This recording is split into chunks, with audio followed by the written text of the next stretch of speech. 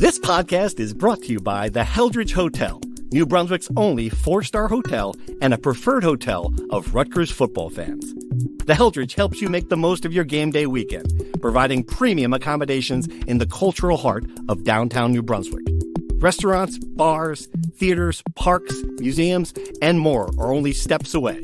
Whether you're traveling alone or with a large group, book your stay at the Heldridge and make the most of your game day weekend. Visit theheldridge.com today. From NJ.com and the Heldridge Hotel, welcome to the Rutgers Rant, your one-stop podcast for the Scarlet Knights. With your host, Steve Politi, and Rutgers insider Brian Fonseca. Let's start shopping. All right, welcome back to the Rant, brought to you by the Heldridge Hotel. I mean, we barely have time to record this. The portal is spinning so quickly, so much news to cover. By the time this podcast is over, I predict we will have even more news that we'll have to talk about. But for now, Brian, we got a quarterback. A new quarterback. The worst Terrell Owens impersonation of all time. But tell us about Dylan Lonergan, our new quarterback in Piscataway. Well, it's good that you're not doing the full Terrell Owens and crying on the podcast. I don't know if I could handle all that emotion. I could try. Let me see if I can muster some Nah, I don't have it. Okay. I just had lunch. I'm not really trying to ruin my lunch. So Dylan Lonergan, a former 4-star quarterback who has SEC ties, was handpicked by Nick Saban, was one of the last quarterback recruits Nick Saban brought to Alabama in his legendary career. Played at Boston College under Bill O'Brien, who was the OC at Alabama when he committed to Alabama, then became the head coach, went to BC. Up and down year last year at Boston College, was the starter, got benched, started again, had a really, really, really good start, had some really bad games, had some games in between. I guess the one takeaway I have is that he's accurate. His accuracy numbers are really good. Okay. I don't know, and we can dive deeper into the comparison with Ethan and to some extent AJ. We have less data on AJ, obviously, but I think how I would my immediate quick thought on it is that he's going to be a better intermediate short passing player. He seems to really be good at those kinds of throws. I'm not quite sure how he compares to Ethan throwing the long ball, but considering how good Ethan was at doing it last year, I think that's going to probably not be as good. But right. I think the big takeaway here is that Rutgers is going to have a legitimate quarterback competition for the first time since Ethan and Gavin. Right. And that's obviously we know how that didn't last long between Ethan and Gavin. But look, competition is good, and I can't imagine getting a player that fits what they need more. Right. Like they weren't going to get the top level quarterback in the portal for money.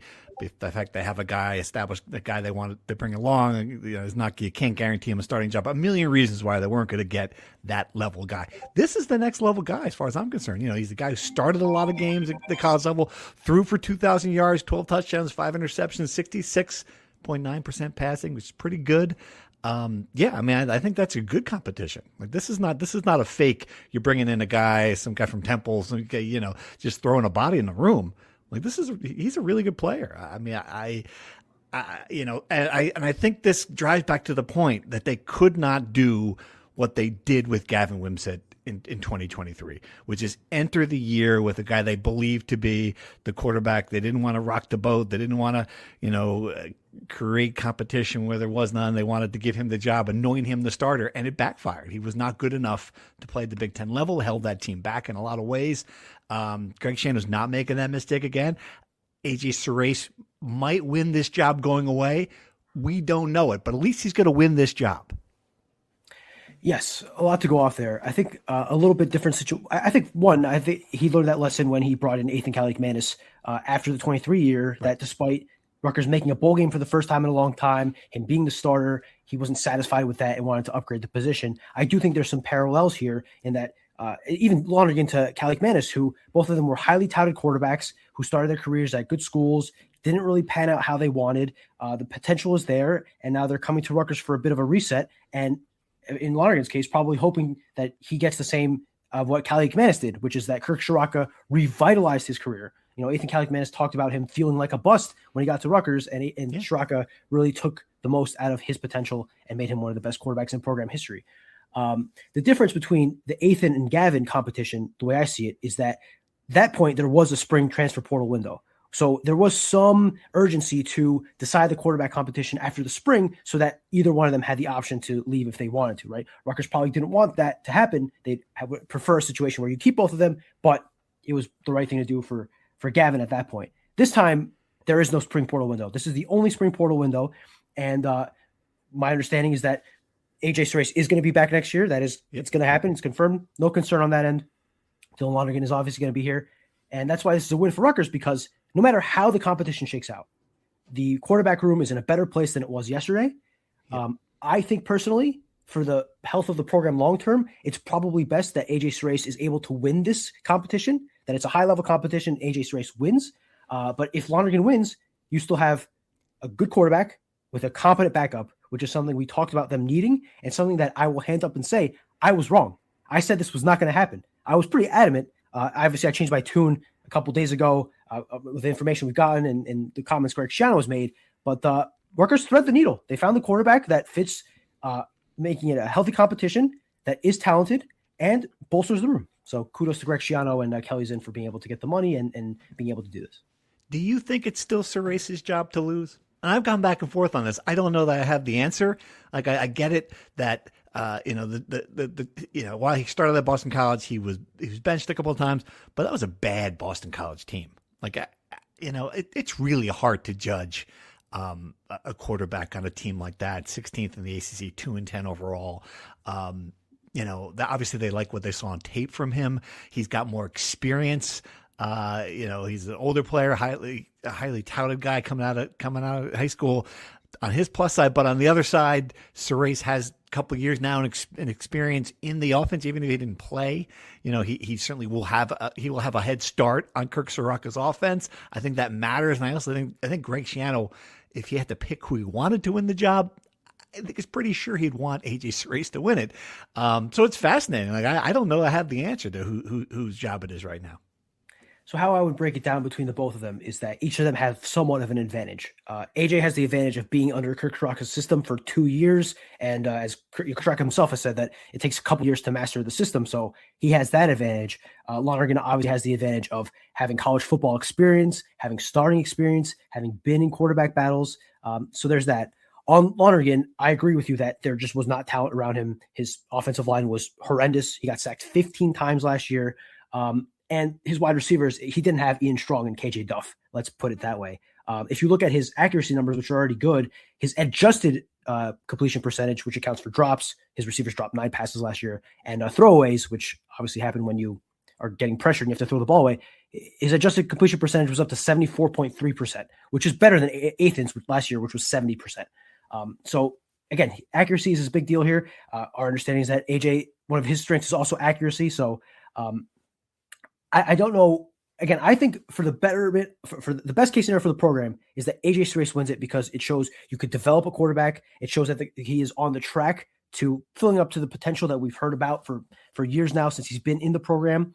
But I don't know if it's a surefire thing. Greg Schiano has been pretty adamant twice this offseason that this is going to be a competition. And I think if AJ Surace was, what's the word I'm looking for? Leaps and bounds, the obvious candidate for the starting quarterback position, I don't think there would be a competition. Right. So I think that he's going to have to earn it. And again, ultimately my takeaway is that no matter who wins, the quarterback position is in a good spot here and they have depth, which they didn't really have. I mean, they had last year to an extent AJ, but it wasn't proven depth, if that makes sense. Right.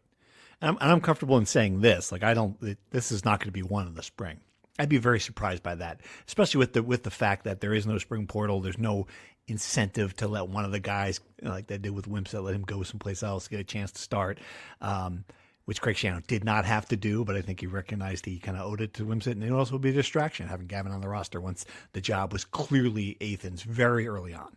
I don't think that's going to be the case here. I think this is going to go into the summer, and it should, and that's good.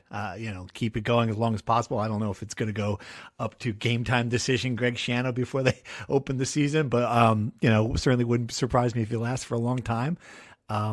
he's got to get this right. This is an important situation, and it's not also, and there's also a chance this is something they haven't had to do. They could play two quarterbacks too. Like it's not never an optimal situation, but at least they have an option here. They have this. This is an important player to add to an offense because I believe this from the start. They could not go into the year with that little of experience at this position in this league in this year when it's such an important year for the program for Greg Schiano. I just couldn't see it happening. They got that guy, which is the first peg. And we talked about this obviously last week. Friday night, we had a little YouTube video if you watched it, but they had obviously the other two pieces to the bigger pieces to the puzzle. Getting KJ Duff back in the fold, getting Antwan Raymond back in the fold. Ian Strong's out, but we kind of felt that it was going to be a long shot to get all three of those guys. You have to feel pretty good where the offense is. There's still some uncertainty that they'll probably get another wide receiver, I'm guessing, maybe some more line help, but for the most part, that's it. That's the offense. You got the foundation that you needed, right? Like you absolutely had to get two of those three guys back. You got a running back, a star receiver that you can count will really help your quarterback. Which, just to go back to your earlier point, two things. One, pat yourself on the back a little bit because you were right about this and I was wrong. You should be spiking the football a little bit on me. I kind of feel that. Spike it on you. We're a conversational podcast. We don't have to run up the score here. No one keeps track of these things. No one's keeping track that you're, right, that you're 101 to 5 against me and being right. But the other thing is that I think you hope this goes to training camp and deep into training camp because the reason it ended in the spring between Ethan and Gavin is that Ethan was just so much better than Gavin. And you hope that AJ and Dylan are at a roughly similar level. Again, that would be ideal. So they're going to try to get another wide receiver. They have a Utah State transfer. I had his name up. I don't have it anymore. I don't want to mispronounce it, but he is very much in the Ian Strong mold, 6'4", speedy guy. If you get him, he visited Wisconsin before Rutgers. He's currently on a visit to Rutgers. If you get him, he fits in like a glove for that Ian Strong mold. His name is Braden Pegan. He started his career at UCLA, had a big year last year at Utah State. They'll certainly look at many other positions. The first four guys they've added outside of the quarterback haven't really been splash guys, and I know we'll get questions about this later on, but I think that we're still early on in the portal stage where Rutgers hasn't gotten the guys yet that will fill in the major roles. Because while you want to get the guys that are going to play a lot next year, you also have to fill in spots on the depth, good developmental guys, etc. Right. Yeah. I think offensively we've got the guys. Defensively, it's a different story. Offensively, I think it's interesting. They will, if they add another receiver, they have to feel good about the depth at that position, including a couple guys coming in like that. It might be the most deepest position group on the team, probably. They feel good about the depth of running back. I can certainly. I know they're bringing in guys on offensive line. A guy played for Jim Turner, the new offensive line coach who trained with him and from Texas. I saw that name. But for the most part, I think they think 4 of the 5 spots on the offensive line are pretty solid. Maybe they get another tight end. I don't know, but I do think that that's good. That's a good sign. This offense was good for the most part last year. You don't know how the quarterback position is going to shake out. You don't know if someone can play at the level that Ethan played at, but you feel good about this. Even losing Ian Strong, even losing a guy like that, who might command, he's going to command a big fat payday, but it could be from Notre Dame, apparently. Like that could be. So you're not losing him to Montana State. You're losing a guy at the highest end of the sport, and you're keeping a guy in KJ Duff at the highest end of the sport. I think that was very important for the program overall to go in the season, for the narrative of it, to know you can keep your number one target, and they did. And I give Greg Schiano a lot of credit for that, and I give Kelly Zane a lot of credit for that. No doubt. So to answer the filling in the spots, they know quarterback. They're good on running back, right? Barring a transfer, which I don't anticipate from Jashawn Benjamin. Their offensive line is interesting, right? Because you're right. They have their right guard back in Kobe Asamoah. They do have some tackles between Tyler Needham, Taj White, Ryder Langsdale. we have to figure out who's going to play where, what the rotation is, but you have bodies there. Dante Chin coming back. You could slide him in at left guard. You could play him at left tackle. The center spot is interesting. Hank Zielinskis, the younger brother of Gus Zielinskis, he redshirted this year. Is he going to be the guy? It feels like it, but you never really know until you go to training camp. That's not exactly a pen in decision. But the offensive line, I feel like you have enough bodies there that you can, Jim Turner could figure out the configuration there. Well, yes, I do expect them to add at least one more tackle. The guy you mentioned, Braden Pierce at Tarleton State, worked under Jim Turner as like a personal trainer for years. So there's that connection. Tight end, they will add at least, I shouldn't say at least, they'll probably add 2. That's the number I'm hearing. They're replacing Colin Weber and Kenny Fletcher. They're probably going to need, a depth guy like Colin Weber. That's going to be more of a blocking guy, and then a receiving threat like Kenny Fletcher. And then at wide receiver, I think they're solid. I think they have enough guys there that you have your top level guys in KJ Duff. You're going to get a transfer, I think, to replace Ian Strong. And then between Elias Koch and Dysere Carter, the freshman coming in, and the other young players in the pipeline, you're going to have enough guys that are going to be able to make plays. All right, let's shift to the other side of the ball because that's where they added the most players. Malachi Davis. What, Malachi? Good grief. Malachi Davis, defensive end at Toledo. That's a malarkey. Mispronunciation there. I'll get it right. Zamir Dawood, cornerback. Nova. Jaden Lee. This just in. Jaden Lee just happened just before we started recording. 6'3", 310-pound defensive tackle transfer from Maine. So Toledo, Nova, Maine. Obviously, they're getting guys at a lower level. What are your impressions of those 3 acquisitions? So I would say that for the quarterback out of Villanova, who's from North Brunswick, he's the kind of guy that, years ago would probably play at a group of 5 school, but because of the transfer portal and guys coming back, the talent kind of shifts down a level. So he goes to Nova, he develops, he comes to Rutgers. He could very well earn a starting spot. I don't think that's a guarantee by any stretch. Rutgers is going to try to get more corners out of the transfer portal, but he'll be a guy that competes for a starting spot. Jaden Lee, guy from Maine, he has a redshirt year, so that's interesting, always in calculation. If he's good enough to play, he will play, but you always have that kind of in the back of your pocket that if you want to stash him for a year and help him develop, that option's there. And then Malachi Davis, he played at Toledo, but Toledo had one of the best defenses in the country. Their defensive coordinator went to Syracuse, and their coach is now the coach at UConn.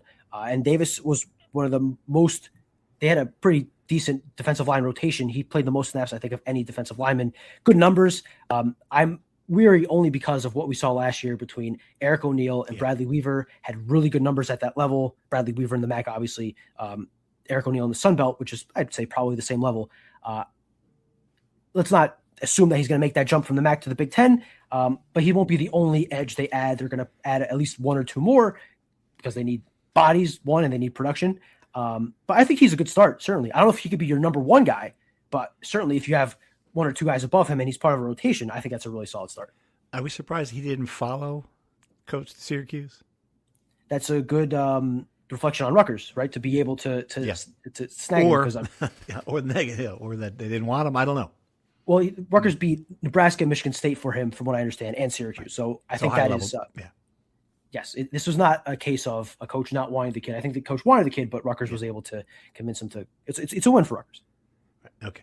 The one thing we do not know, as the portal is open, still no defensive coordinator. We don't know who's going to coach these guys. I get the sense, though, and this, we've said this before, but I get the sense that this is going to be resolved soon. A lot of feeling around the program that the end of the NFL season was the significant shoe that had to drop, that Greg Schiano was targeting someone in the NFL. We've heard a few names, none of them solid enough. I don't think we're going to try to report them. We're wrong.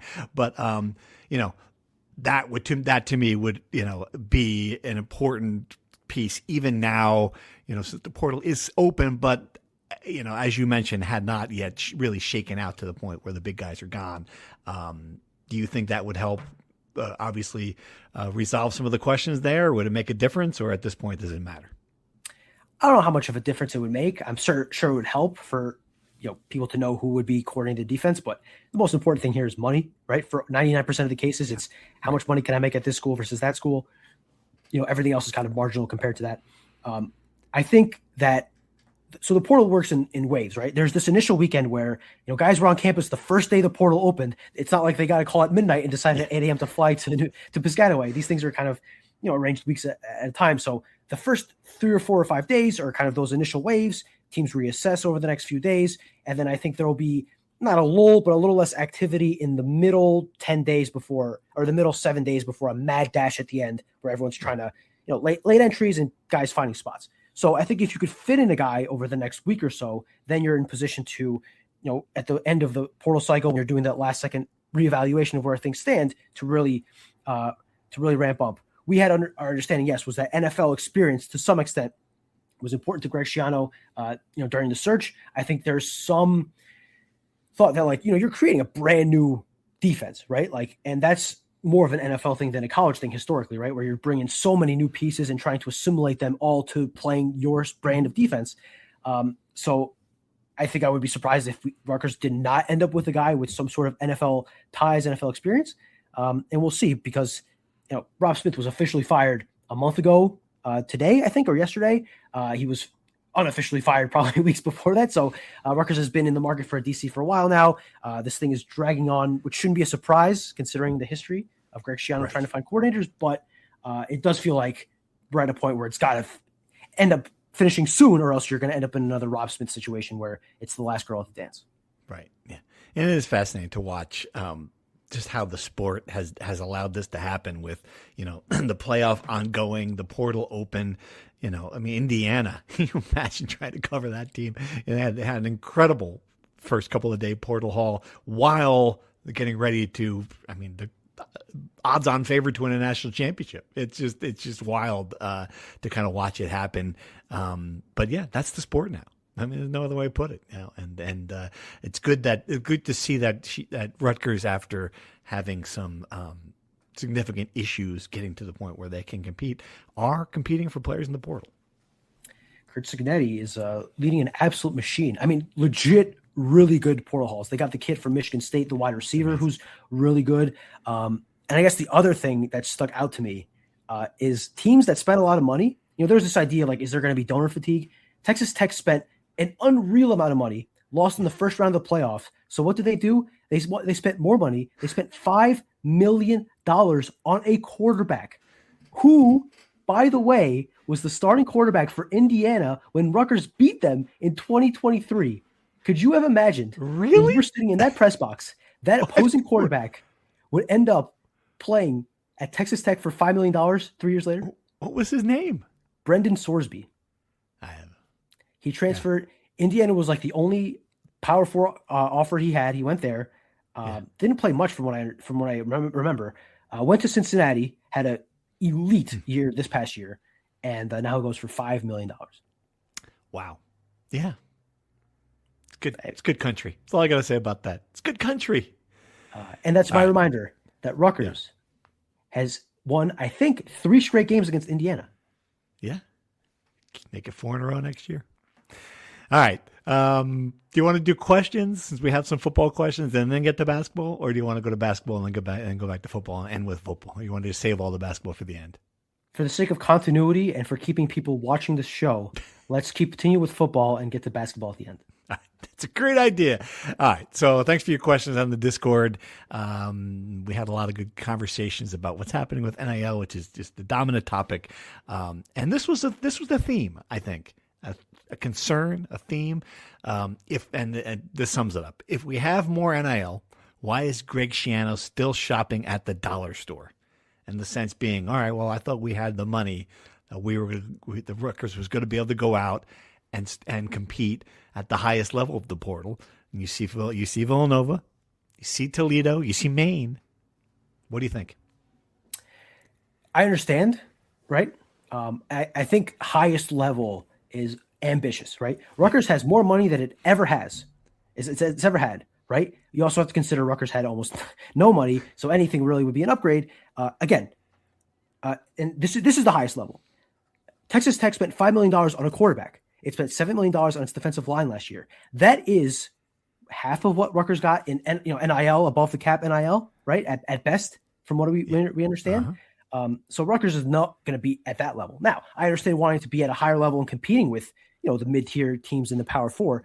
What I would say is I think there are these guys that they've gotten in the last 3 or 4 days outside the quarterback again are not going to be the best transfers they have. But these are guys they identified early, guys they felt like they can get, guys they feel like fit needs. And whether they play a big role or small role this year will fill in needs they have. And that there's, they've gotten 4 guys. I anticipate they'll get into the double digits in transfers. Let's wait until the end of the portal haul before we assess all of this. I know it's a day-by-day thing, hour-by-hour thing, but you can't really have a big picture on how much the money they stretched, how far they stretched the money until you know what they spent it on, if that makes sense. Right. Yeah, and let's not forget they kept one of the best receivers in the country, and I don't know what the number is, but I mean, if you told me 1.5 million, told me 2 million, somewhere between those two numbers, that's my guess. I'm just guessing what KJ Duff commanded on the open market. There's no question he's a 7-figure player. I could take that to the bank. Texas A&M wanted him. Notre Dame was poking around. I mean, what can I tell you? That is a win. That is a win on 2 levels. It's a win on NIL. You had the money. You came up with the resources necessary to keep him, and also, a win in your culture, in the faith in your coaching staff to develop him in the whole thing. And he likes it here clearly, because he would have left if he didn't. If he didn't like Greg Schiano, it wouldn't have mattered what the money was. He was going to get a big fat check somewhere. He got it here and he kept it. So before you say it's a dollar store shopping, you got to remember, that was not, the best player on your team is not a dollar store player, which is a good sign. And that, yeah. Go, and what I would say is, like, the quarterback from Villanova, right? He was the first guy. This is not a 1-to-1 comparison, but think about like a guy like Eric Rogers, who came here from Northern Illinois. No one really knew who he was. And I mean, listen, he wasn't an all Big Ten quarterback or anything, but he was a more than serviceable starter for Rutgers for 2 years. I'm not saying he's going to be Eric Rogers, but I'm saying don't take the name of the school they're at face value and just think, okay, he's an FCS player. There have been players that Rutgers and other schools have added from other Power 4 schools that got to their new school and were not good, right? Just because a kid is at a Power 4 school now doesn't mean they're a Power 4 player. Just because they're an FCS school now doesn't mean they're not a Power 4 player, if that makes sense. It absolutely does. And that transitions to a good point about Kelly Zinn. Question raised. Let's talk about Kelly Zinn. You say she's put her mark on the Raymond and Duff negotiations. Where's this money coming from? And should that increase our expectations in the portal? Yeah, I mean, absolutely should increase your expectations. And I think there's no question that this is a lot of her doing, is the right word. I think it's I think it's a team effort, but it's finally, it's not just, it's not just the head coach and, the 3 or 4 trusted advisors around him scrounging out for money. And I think also the where it's coming thing is important too, because I think, Kelly Zinn has an understanding about how this universe works. And I think what we're seeing here clearly, based on $5 million for Texas Tech quarterback, clearly the numbers are out there. The above the cap money is going to grow. None of these programs are worried about the clearinghouse. None of these programs are worried about, how you're going to make this look. They're just doing deals. And that's part of what's happening here. And I think Rutgers is playing the game as best as Rutgers can, I mean, I think that's a very interesting part of this. Like, I don't know where all the money is coming from. Certainly a lot of corporate dollars, things are being shifted around. They're doing a better job of approaching, of asking people. And I think that's a fascinating behind the scenes story with this team. Yeah. I don't know where the money's coming from. I know they have more money than ever. I think they are more cautious than most programs, right? Like, I think Texas Tech and a lot of these other schools, like you said, are kind of they're daring the NCAA to do whatever they want because the clearinghouse is toothless. Like, that's the truth. I have yet to see. I mean, there are thousands of kids in the portal, thousands of NIL deals being signed. I haven't heard of a single major deal being turned down by the clearinghouse. Like, it just doesn't happen, right? So I don't think that matters much, frankly, and I think Rutgers is doing a good job of navigating this so far, but the proof will be in the final portal haul and how it looks and how they play next fall. So all the money, they can raise all the money they want, but it's going to matter how they employ it. 2 questions that were fun. Assuming the Duff and Raymond deals indicate a strong influx of NLL money, should we expect to see more corporate sponsorships at games? The Ray Katina injury card, the NJ Transit train horn, love it. That ties into another one. Let's say I become a billionaire by franchising Ruts Hut across the nation. How much money do I need to give Rutgers to make them national championship contenders? Don't franchise Ruts Hut. That should be something you have to go to Clifton, New Jersey. Got to stand there at the counter. You've got to get your Frenchie with gravy right there. You should not be able to get that. And it doesn't work in San Diego, all right? So that's first thing I'll say about that. Let's leave Ruts Hut to us. People who are here get it. And we need their digestive tracts completely ruined a couple of times a year from Ruts Hut. I don't know if there's going to be more sponsorships or not around the. I mean, it's hard to imagine there would be. Remember, these are deals with players. I'm sure there'll be some things. I think KJ Duff's going to be a fascinating first test of that. Yes. Let's leave Ruts Hut and all the fine small businesses we have in New Jersey alone. Private equity has taken enough from us. Let us enjoy our small pleasures. Has there been an episode you haven't railed against private equity since we've done this podcast? When was the last time? Well, when's the last time private equity hasn't crawled into my life and made everything worse? You answer me that, Steve Politi. And the other part of the question is how much money? So let's assume Rutgers gives 80% of its $20.5 million to football. That's 16.5, right? So how much more than 16.5 would you need? I'd say probably 30 million would be a starting point, where you have a $46.5 million, $50 million roster. Like we're talking a lot of money, and the number's only going up when teams, again, like Texas Tech, if Oregon doesn't win the national championship this year, they're going to spend even more money, right? Like the desperation will continue egging this number up until, it'll reach a point where it's, teams aren't going to be spending $100 million per year on their roster, I think. But it's a big number. It's if you were a billionaire, you'd probably have to invest, a decent chunk of your annual derivatives on the Rutgers football team to have them competing for natty. One more money question, because it's also an offensive line question, which I think is good. We're still looking at portal offensive linemen. We have something like 20 on scholarship. In the pay-to-play world, are they all getting something beyond scholarships? Clearly, many will never see the field. How do we think the $16 million is distributed? That's a really good question. I think certainly by starting position, by being in the two deep, I think everyone's getting something, but a lot of guys aren't getting much. Everyone is getting something, yes, like to a certain extent. Right. And there are, I know walk-ons aren't really a thing anymore, but there's still walk-ons, right? Like there are some guys that are just on scholarship, but you get Alston money or everyone's getting something. How is that allocated? That's all decided before the season, right? Like kids sign contracts and all that is negotiated and whatnot. The interesting thing on the offensive line is you're right. There's 20 guys, only 6 or 7 of them play in an ideal world.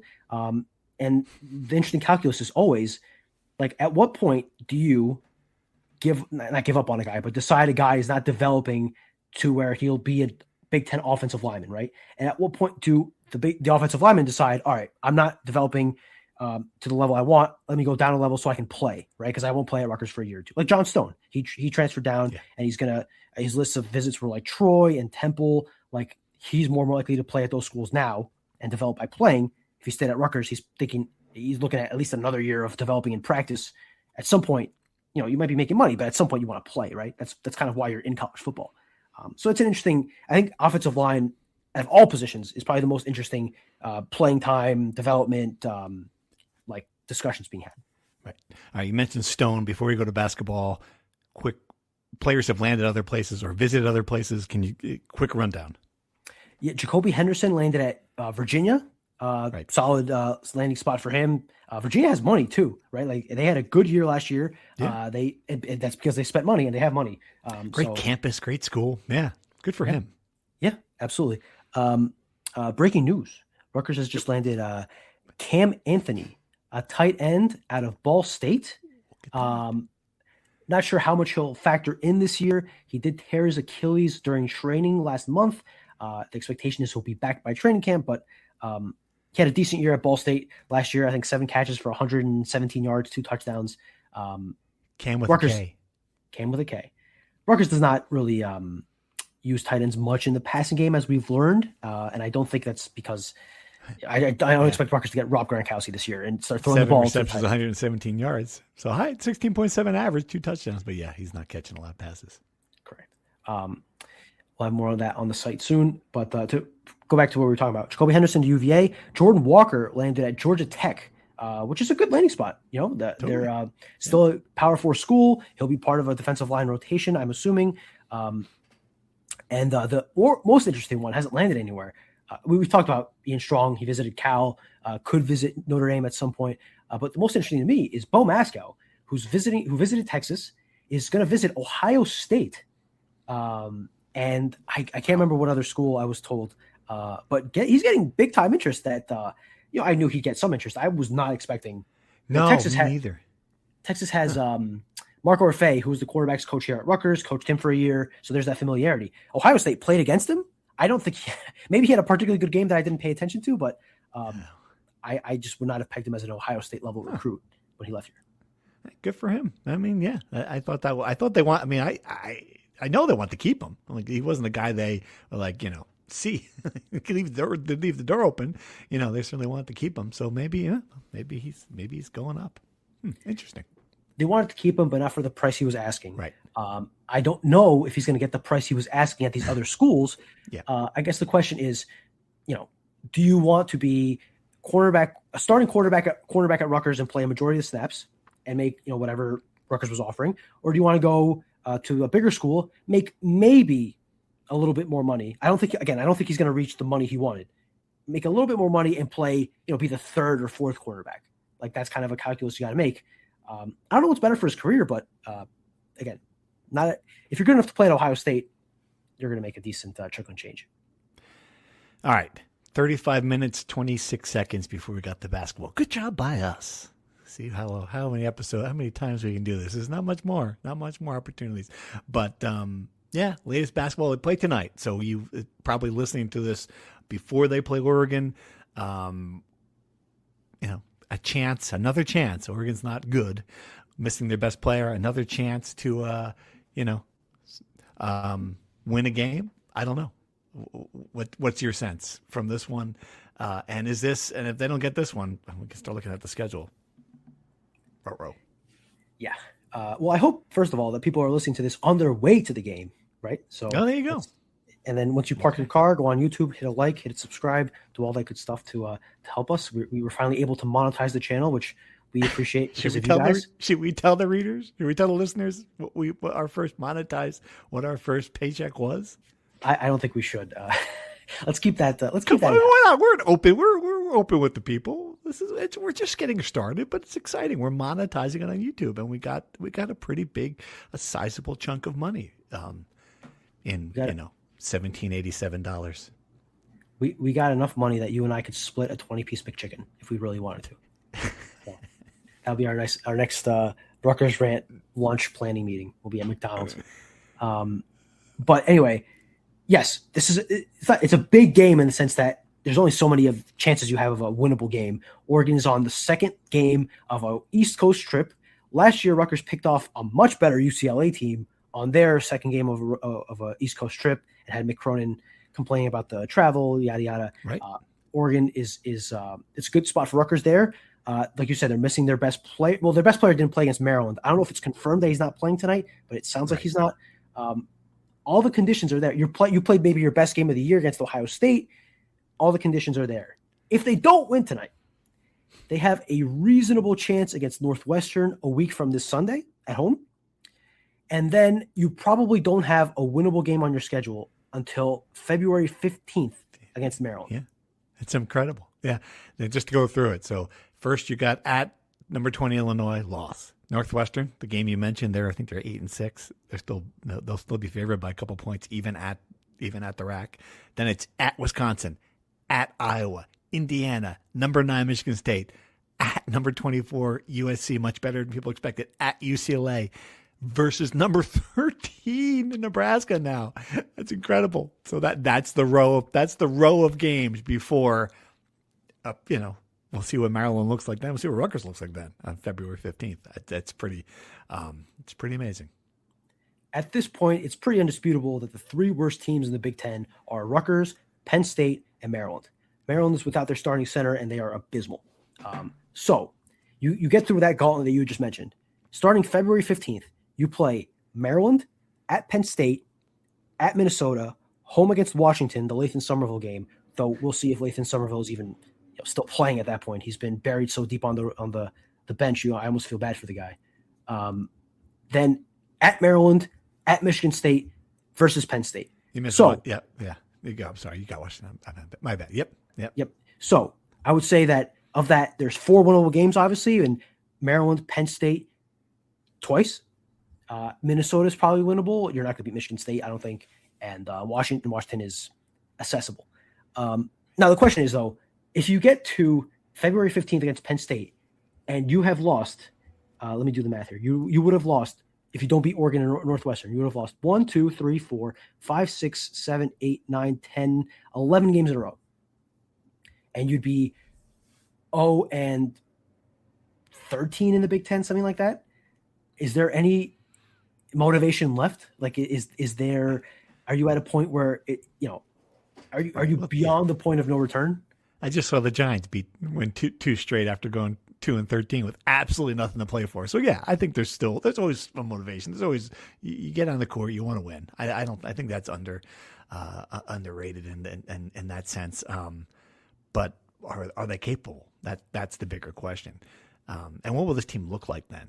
That's another thing that I wonder about. And you asked a really good question, and I think it's worth bringing up again, just people who didn't watch our YouTube video when we talked about it. But, the idea that Steve Pikiell is seriously considering and looking at midseason transfers, made a joke of it to you when you asked him about it. But, I don't know where that stands. I don't know what the odds are that Rutgers will be able to reel in someone midseason, but that just says a lot about where this thing is, Brian. Like, to me, and I get it. Baylor's doing it. It's the kind of the talk of college basketball now. I mean, the NCAA had to come out and say, we will not approve a transfer for an NBA player. Like, oh, really? Okay. It was just kind of one of these remarkable moments where, the sport's so out of control. When it comes across your Twitter feed, you're like, oh, okay. I didn't know. Yeah. It's just like that we have to say that. It's just, that's where we're at now. Oh, LeBron James is not going to be able to come to play at Rutgers next year. It's good to know. But yeah, I mean, it speaks to also just where this program's at, and it's wild. The thing is, if they do add a midseason guy, I'm not convinced he'll become the best player on the team.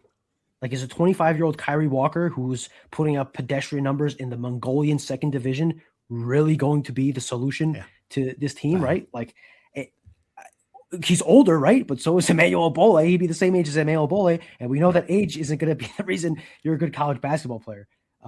I don't think that, even if they do add a player, I'm not sure if they will or not, right? The only name I've heard is Kyrie Walker. You'd think that at some point, considering these guys have to enroll in classes, if it's going to happen, it's going to happen soon, right? In theory, they still have to go to class.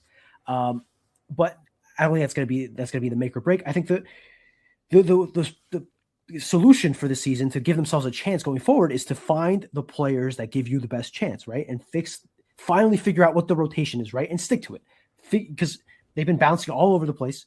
And I think that you got to give over the next couple in this insurmountable stretch, right? Where you're probably not going to win a game that we just read off. Give Caden Powers extended minutes. Give Lino Mark and Chris Dooley some time to just figure it out on the court. And look, if you lose by 10 and if you lose by 30, does it really matter? So that when you get to that last stretch, you're at a point where you can string together some wins, and then what you're working with when you enter the transfer portal season. Like, how badly do you want these guys to come back? Who are the ones you want to fight for and reserve money for?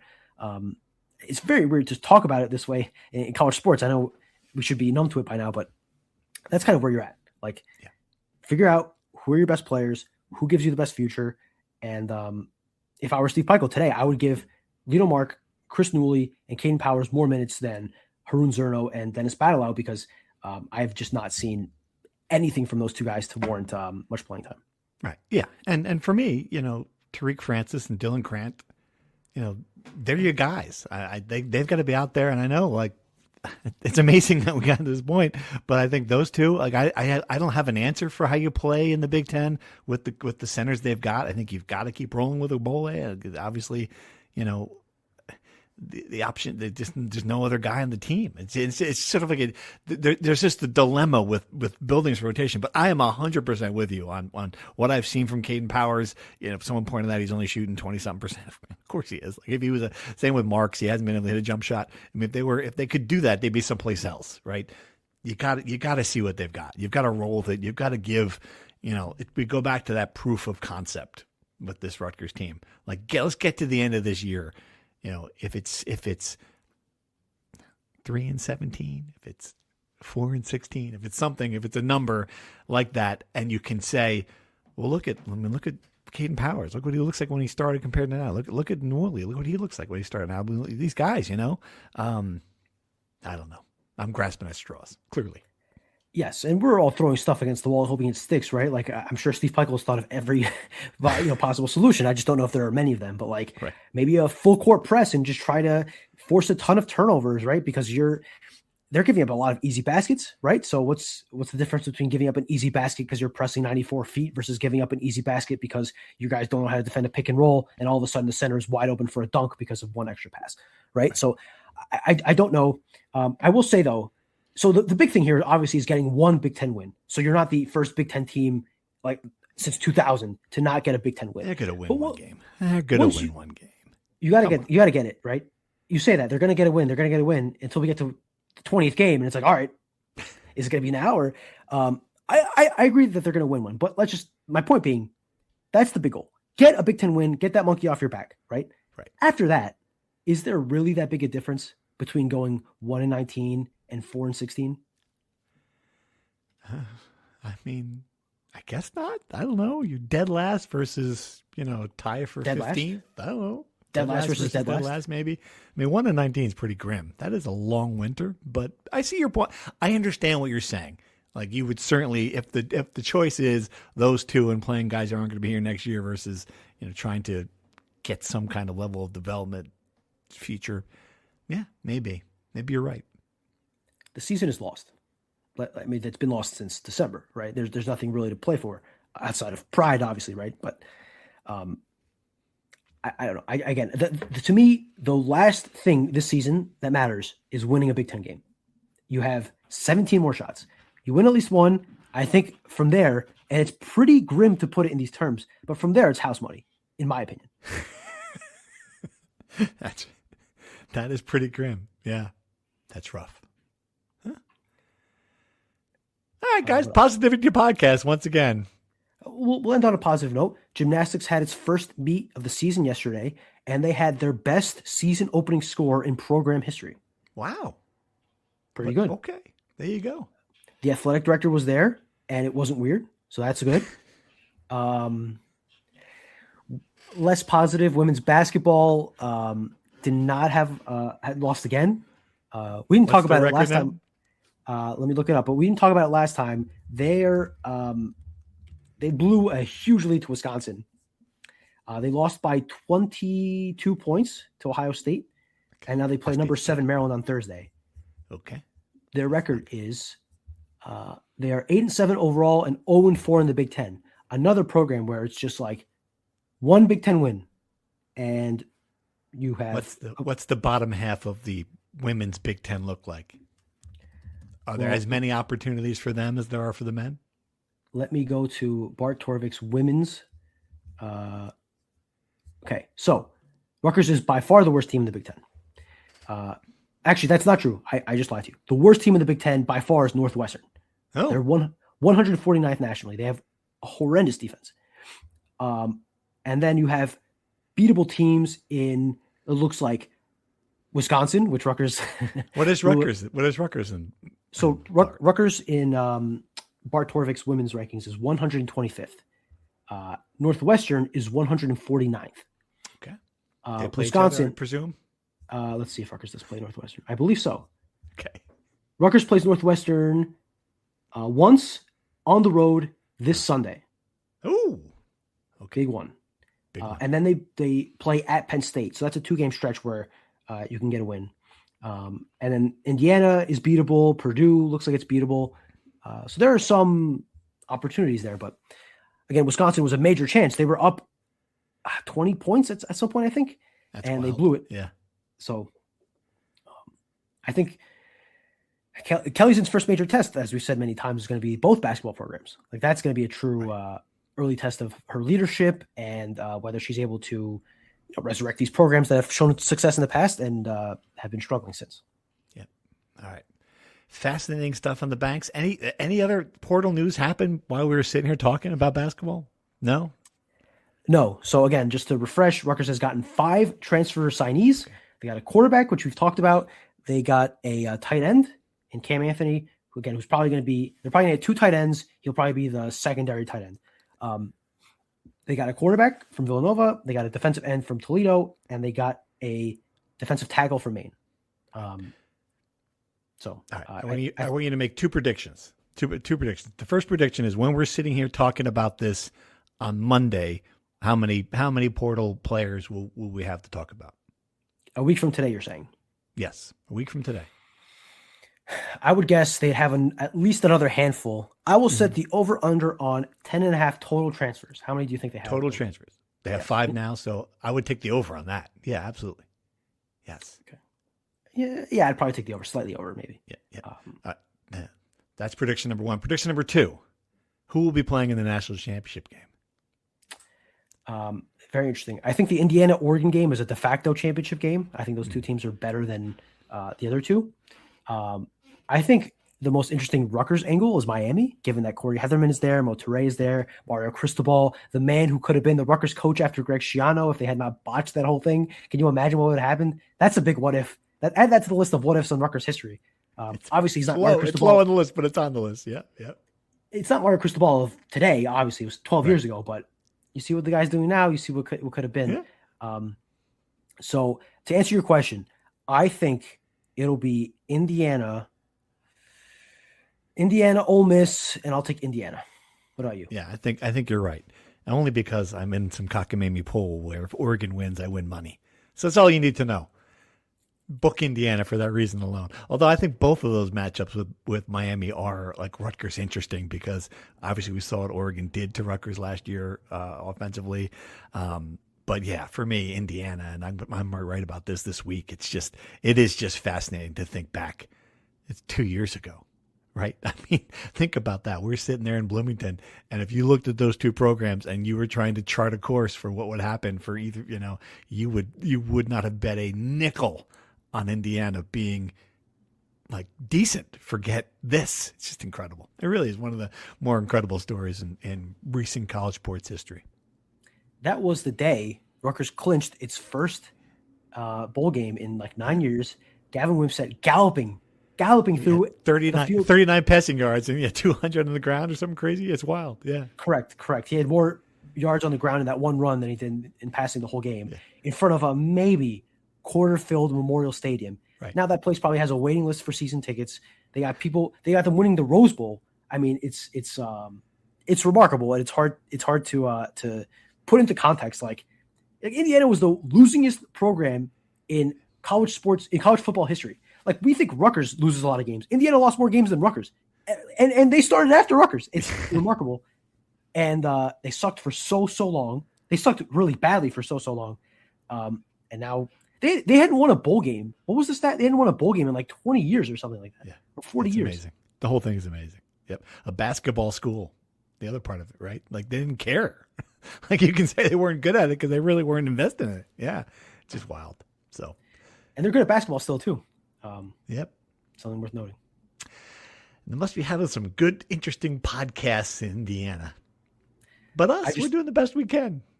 We're doing what we can, and I know people listening to this are just punching their rearview windows or whatever's in front of them, telling us to stop talking about Indiana. Please, God, I don't want to hear about this anymore. Because it's got to feel like it could have been us, right? Rutgers fans have to be thinking that. It could have been us. Yep, a couple of shrimp cocktails away. You'd still be in Indianapolis, though, so keep that in mind. All right, New Jersey folks. On that positive note, New Jersey, yes! Let's wrap it up there. We'll be back in a week. Talk more portal, maybe talk basketball. Who the hell knows? Thanks for listening. Thank you for listening to the Rutgers Rant, sponsored by the Heldridge Hotel. Head to NJ.com/Rutgers for more Scarlet Knight content.